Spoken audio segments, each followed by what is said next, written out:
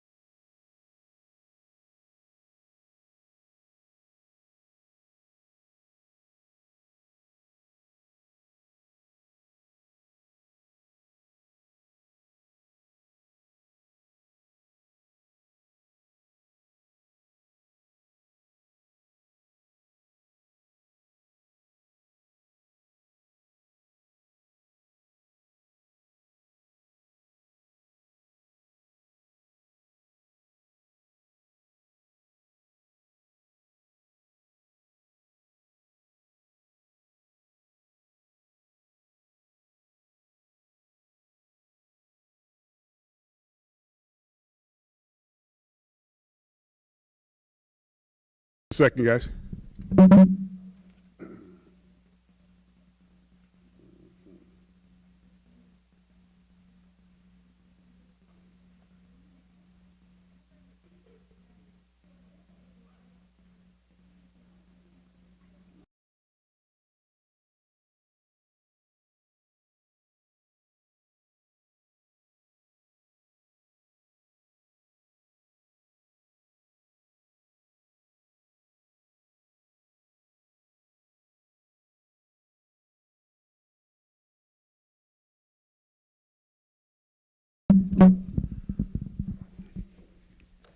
Okay, my name is Ron Freeman, and this afternoon we're really just going to have a dialogue.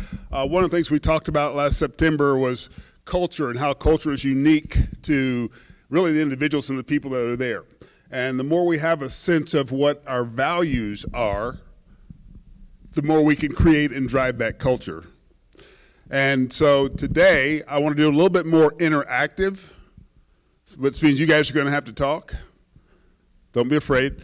But my question right now is, when you think of Colby Community College, what are the values that drive this institution? Community. Say that again. Community. Community, okay.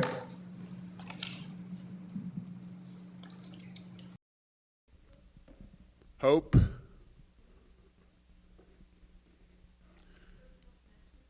Personal connections.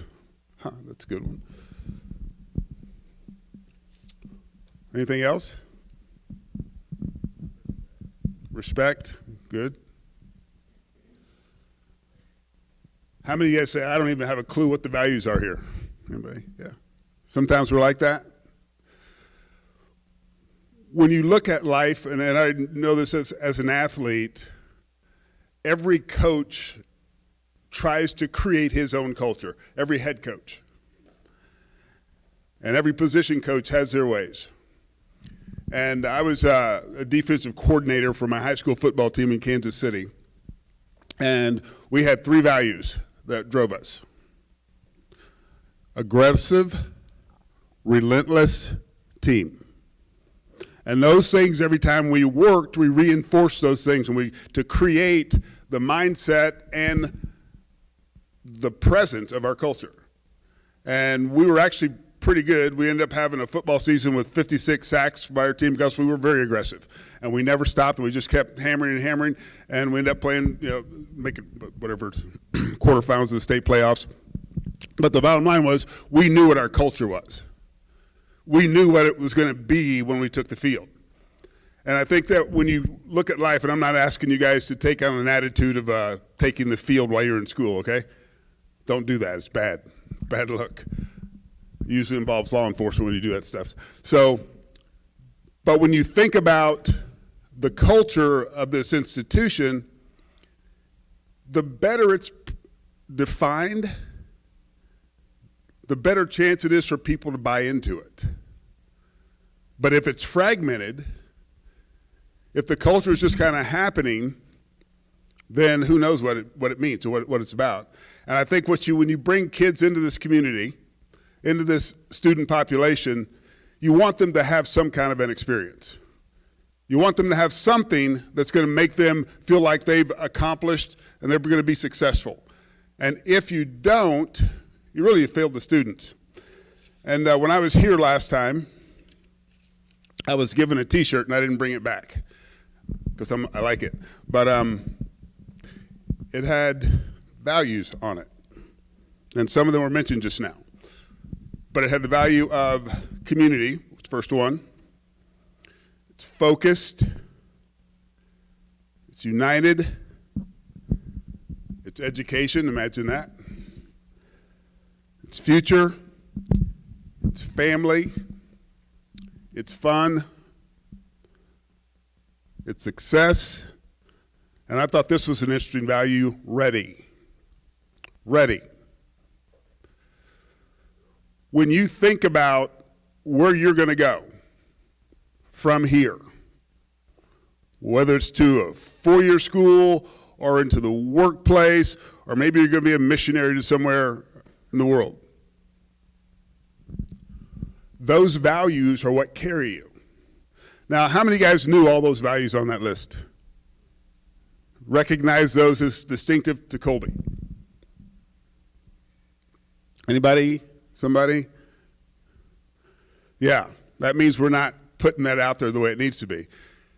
The more we have a sense of understanding what the values are, we begin to live those values. And here's what most people don't understand. When it comes to human relationships, when you have common values, you relate better. You work with people better. We struggle as a nation, as a community, with how to relate to one another a lot of times because of our ethnicity.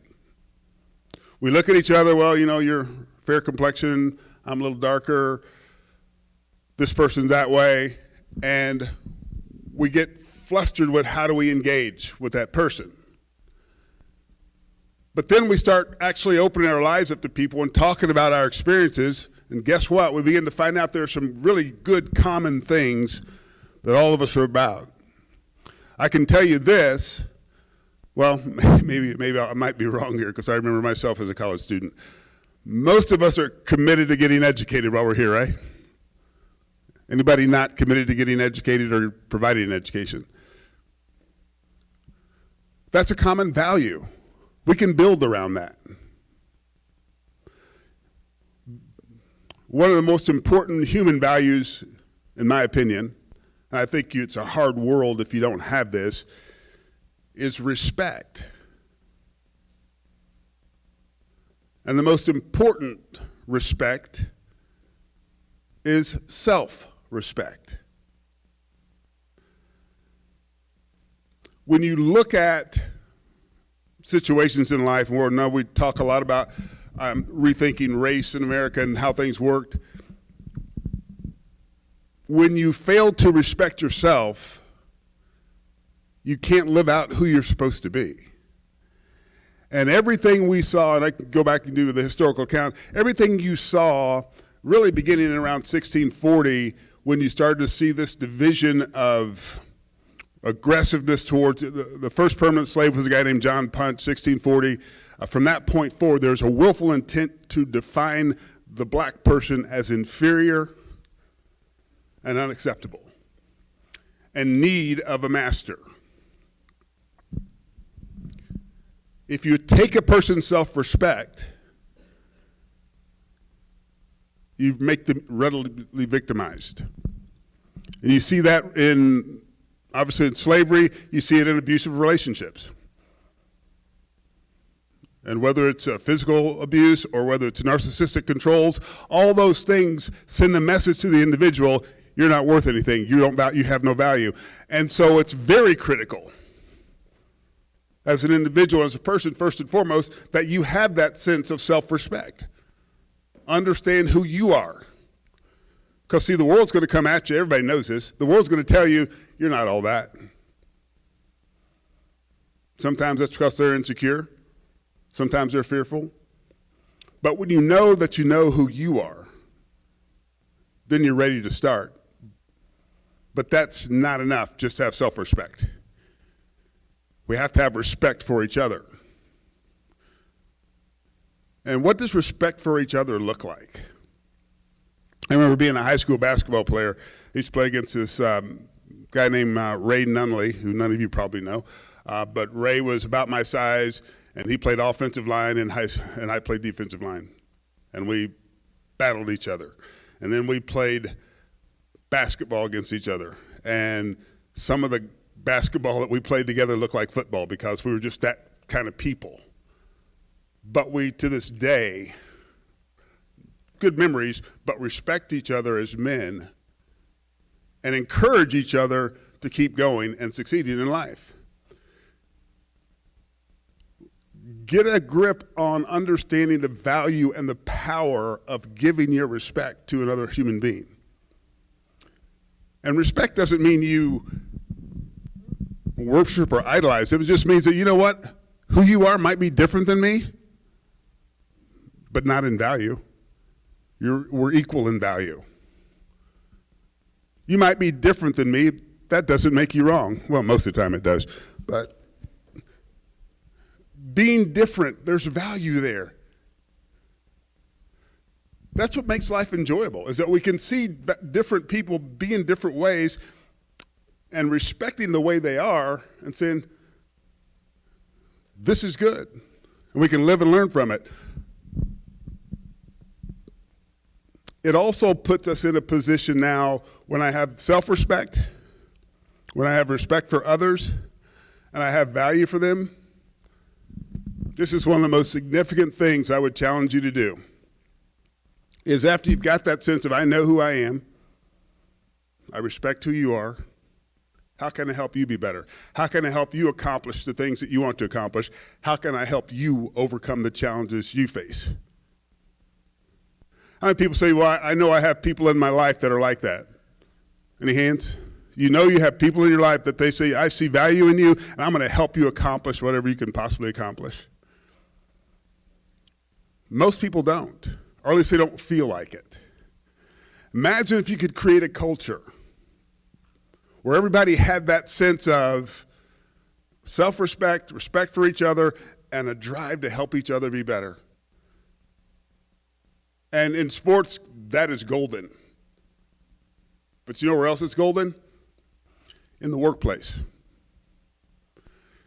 If you walk into a business that is an operative frame of a sense of self-respect, respect for others, and a commitment to help others achieve their goals and pursue their dreams, it creates a positive environment, a world where, you know what, nothing's impossible. But it's all rooted in those values. And when you look at the values of this school, and you think about the idea of community focused, community, that word says we're bringing it together. Do you feel like this school is, and I'd like to hear some thoughts on this, what is this community? How would you define the community at Colby Community College? Diverse, okay. Supportive, good. What else?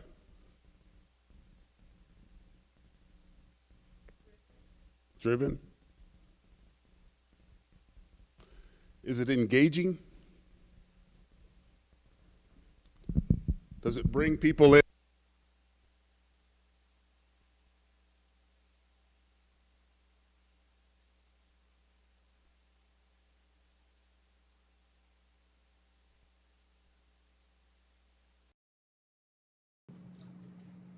What happens here? Let me ask you this. What happens on this campus to bring people together? Give me some ideas. What happens here to bring people together?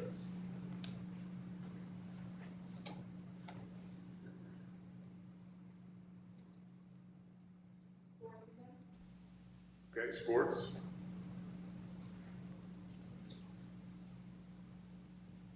Anything else?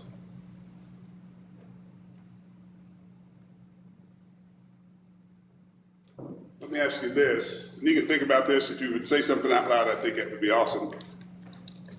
What is the most impactful thing, positively impactful thing that you've had happen since coming here to the school?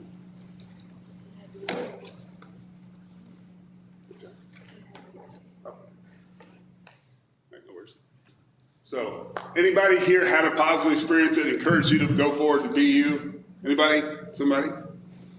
You turned it off. Okay. Sorry. I turned it off. I turned my own mic off. Don't laugh at me. All right, that's better. Anybody here had an experience when you came to this campus, you found someone, you connected with someone, and it encouraged you to go for your dream or pursue your goals? Okay. What was it? Your instructor? Good. Okay. Anybody else have that experience? Coaches? Good. I remember being a high school sophomore, and I got to practice with the varsity players, and there was this senior, his name was Stevie Bruce, and Stevie was quick, he was strong, he was probably the epitome of being aggressive and relentless. And somehow, as a sophomore, I always ended up having to go against him in drills. And if you know football, you know what seniors like to do to sophomores? Yeah, it's not nice. But somehow, through that relationship, that guy inspired me. Now, we had our football practice field, small town. Our practice field was about a half a mile from the school. And every day before practice, this senior Stevie would run down to the practice field. And I thought, I'm going to run down to the practice field because he's good and I want to be good like him. And then he'd beat me up for 2 hours at practice. And then he would run back up the hill to the school. And so I learned to run back up the hill to the school. And it created habits in me that really were, and I told him this, I got a chance to see him last summer. I said, you know, working with you as a high school kid is what inspired me and gave me the work ethic that led to me having the career that I had in the game of football. So you never know the impact you can have. He was just being himself, but he always encouraged me after he knocked me down a few times. He does, you can do this, come on. And I learned from him. And we had that, and that, to me, that's what community is about. That's what respect is about.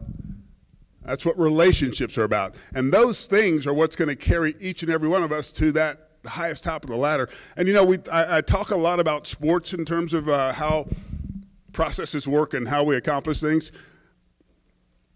But there's way more to it than sports. I can tell you my favorite teacher. This was Señorita Juanijo, Mrs. Jackson, our Spanish teacher. And the reason why my favorite teacher is because she challenged me. And you take a kid who, at the time, who a lot of people had low expectations for. I had my high school guidance counselor looked at me straight in the eye and said, "You're not college material." He loved me, I know he did, deep down inside. But she didn't take that approach. She looked at me as a human being. She looked at me as someone she valued, and she encouraged me to really apply myself in that class. And ultimately, I became the Spanish club president of our school, which I think is one of my most favorite memories. But also, when I went to college at Pittsburgh State, I was able to test out at 3 levels of college Spanish because she taught me so well. And so there are people in your lives, and understand that. And here's the things that has to happen in order for us all to have the most positive experience possible, and that is this. You have to be able to look at an individual, and you can't look at him and say, well, you know, he's, you know, this color, or she's from that country, or we got all these, excuse me, different implicit bias is that we think we know somebody. No. We need to look at people and say, you're here and you want something, you want to accomplish something. How can I help you accomplish that? How can I be involved in, if I'm involved in your life, I'm here to say, hey, I want to lift you up. I want to help you do the things that you want to do. I heard a guy say this. He goes, you know, at a funeral, you have 6 to 8 guys that are going to be pallbearers. They're going to carry you to your grave. Imagine if you had 6 to 8 people who were trying to lift you up when you were alive. What that could do for someone. And when you look at this community, and that's what I see, that I was impressed with in last September, it's just there's a connectedness. There's a sense of that commitment to let's all be the best we could possibly be. Well, how do we get that to the next level?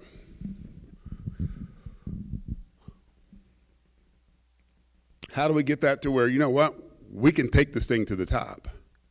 We can create a gym here in western Kansas that will be the envy of every community college in the U.S. It's really simple. Create those values. Gain those ideas. Get that understanding of what it is that you want. I gotta see if my little document's open here. Okay, it's stubborn. This is what happens when you leave your PowerPoint at home.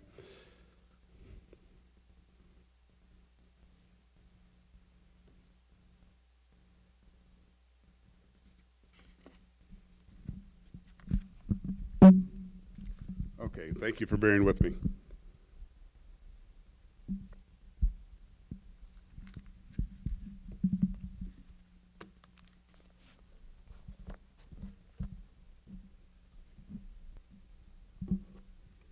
I'm going to talk about 4 basic principles in terms of making this thing, this unique experience special.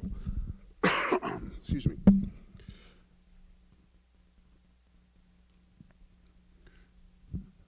Accountability is one of the biggest things. If you're really committed to something, whether it's diversity and inclusion or helping empower other people or being your very best self, you have to be accountable. First of all, be accountable to yourself, but be accountable to others. Be accountable to the people around you, to be committed to the person that you want to be. And that's what people don't really allow themselves to do. And I would say this first and foremost, have a reason and a purpose for being here, other than just, well, it's what you do. Have a reason, have a why. Have something that says, I'm going to get up tomorrow and push myself, because if I don't, I'm not going to be able to get to where I want to be. I'm not going to be able to get to that goal that I've set before me. Accountability says, you know what? I want everybody here to know this is what we're about. I want everybody here to know that we are committed to diversity. I want everybody here to know that we are committed to empowering students. We're committed to empowering faculty. We're committed to making the world a better place. You guys are all on board with that, right? Making the world a better place? Only one person? Wow. That's kind of sad. No, I didn't see anyone, actually. So nobody here wants to make the world a better place. That's okay. I'm not going to judge you.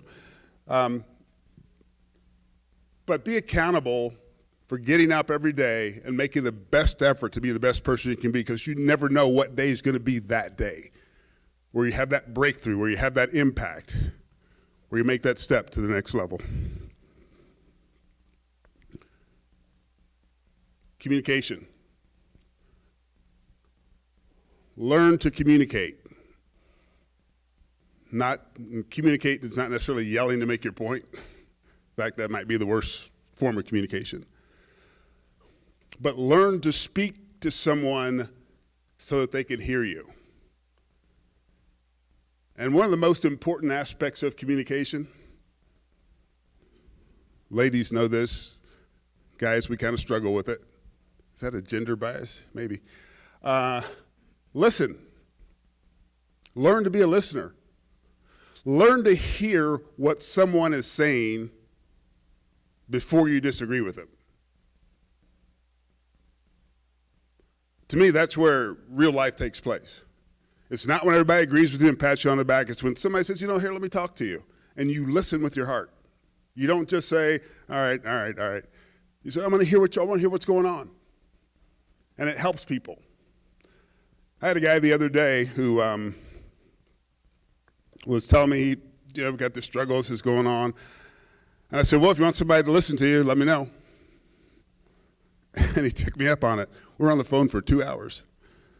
And he goes, you're not saying anything. I said, I told you, I came to listen. I want to hear what's going on. I want you to be able to share with me. And if you ask me for something, advice, I'll speak. But I'm here to listen. And when we talk about that communication aspect, it's more than just saying something. It's being able to hear what somebody's trying to get across to you. Because that's where we grow. That's how we become better people, when we have that ability to communicate. And where we don't have communication, you know what usually happens? Chaos, wasted effort, lost resources, because I thought that's what you wanted, but you didn't want that, but did it anyway, and therefore didn't benefit anything. Communication. Learn to speak the way you need to, learn to say what you want to say, and then learn to be able to hear when somebody talks to you. Learn to be a good listener. Excuse me. I tested negative, just so if anybody's wondering. Student gains confidence.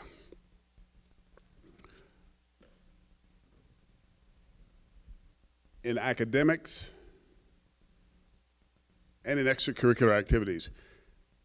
You know where confidence comes from? It comes from commitment. I'm going to be that. And I remember as a kid playing baseball, and if you remember this story from last fall, good for you, but I'm going to tell you again anyway. I started playing baseball when I was 8, and I didn't get my first hit until I was 10. Pretty terrible, right? 2 years swinging at a ball and missing every time. It got so bad that when I went to the plate, I would lean in to get hit by the pitch. But I started to read about baseball, good hitters. We didn't have YouTube back then. But I read, I learned, I listened, and I became certain I was going to be good at hitting a ball. And at age 10, I got my first hit, a double to right center field off of a kid named Doug Seeger. How pathetic is that? I remember all that. And from that point forward, I became one of the best hitters in the league. When I was 12, I was the league batting champ. You guys who are softball players or baseball players, I hit .672 for a season. And you think when I was 8, 9, and 10, I couldn't hit the ball for my life. And all of a sudden something clicked because I had to, even though I kept missing, and I can tell you part of it was there was this guy who played for the Pittsburgh Pirates. His name was Manny Sanguian. They said he was a swinging Samoan. He would swing at anything. Struck out a lot, but he got home runs too. And that guy inspired me because he kept swinging, and I kept swinging. And from that point forward, I was never worse than third in the league in hitting. My worst batting average was about .484 for a season, which is rather remarkable from where I started. And today, because of my learning and experiences, I'm actually a hitting instructor. I teach kids how to hit baseballs. But it's a matter of having that confidence that if I keep working at this, something good's going to happen. If I keep pushing this, something good's going to happen.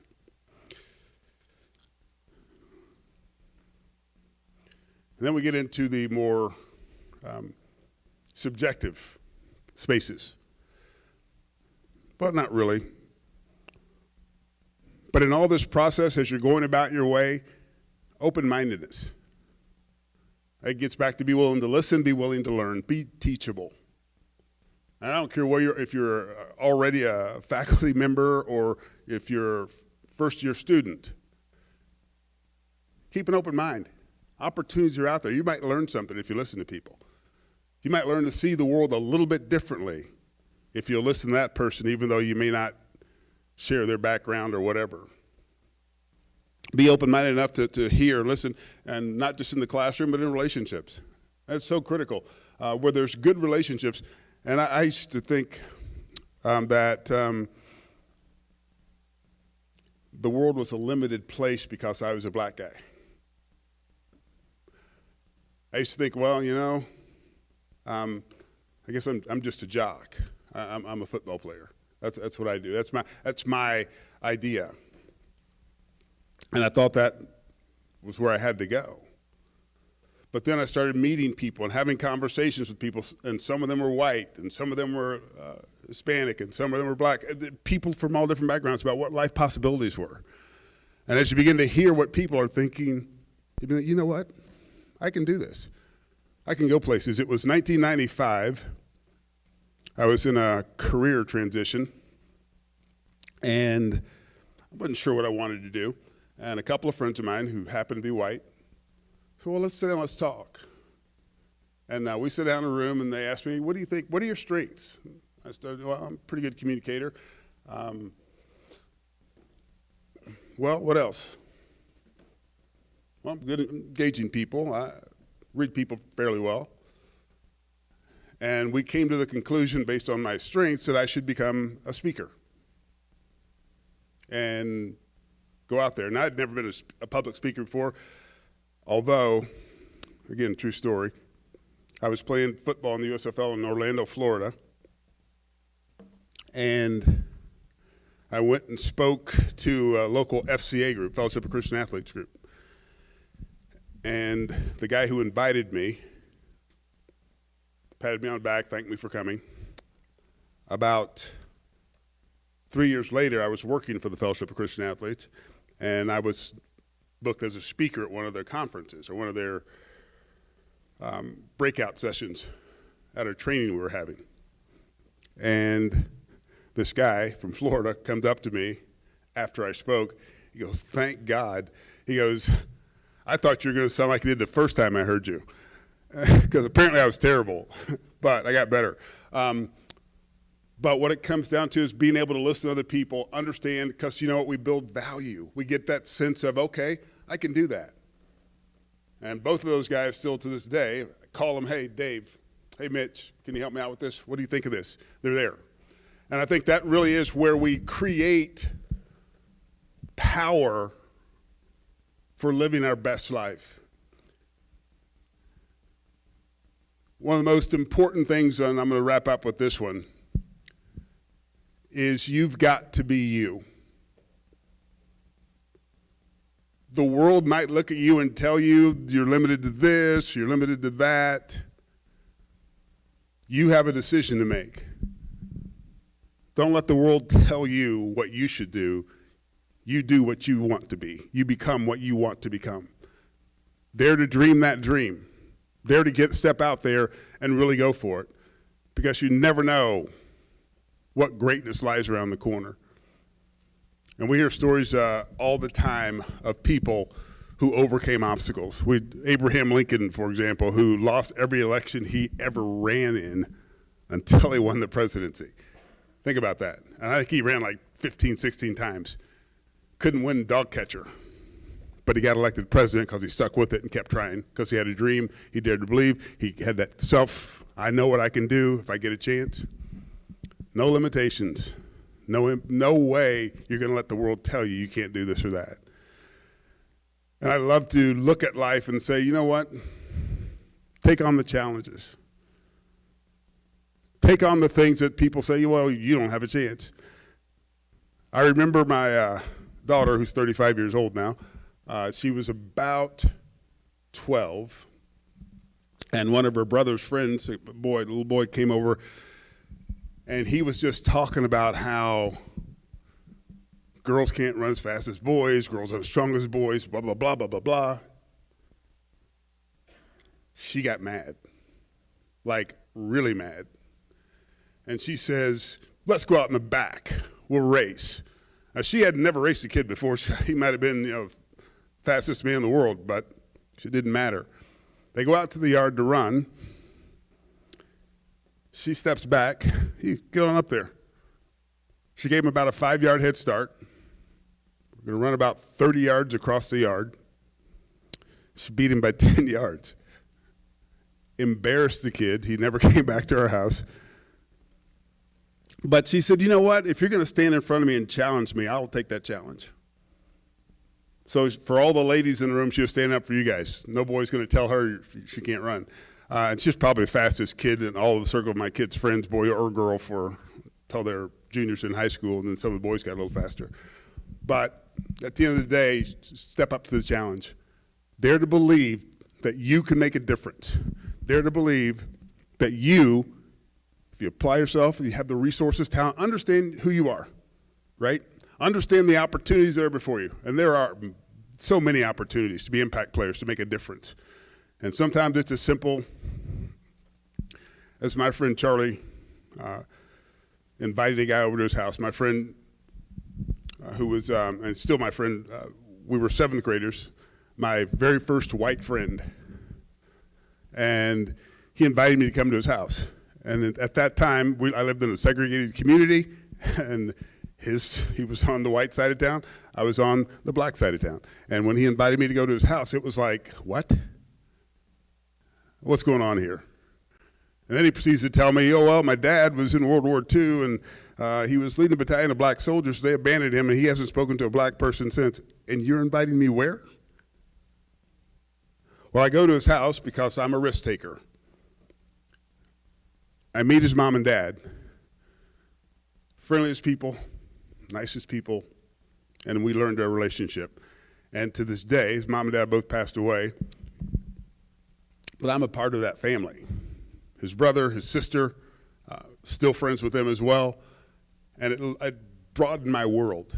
It helped me understand the power of reaching out to one person, engage in that conversation, learning to hear where they're coming from and learning to respect each other carries a long, long way in life. And I can tell you so much of that little dynamic relationship, and I actually talked to Charlie on the way here today. He teaches over at Fort Hays State, about how I said, dude, you'll never know how much that impacted my life. That simple little gesture. So I'm going to challenge this room today, everybody here, reach out to be an impact player. Invite somebody into your world.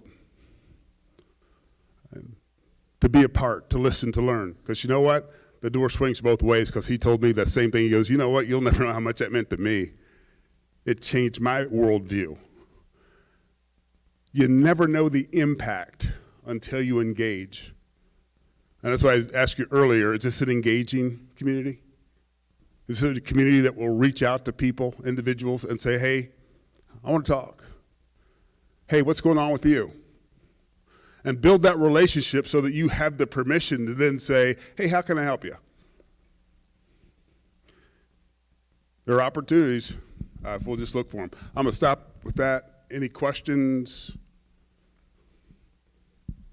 thoughts, ideas?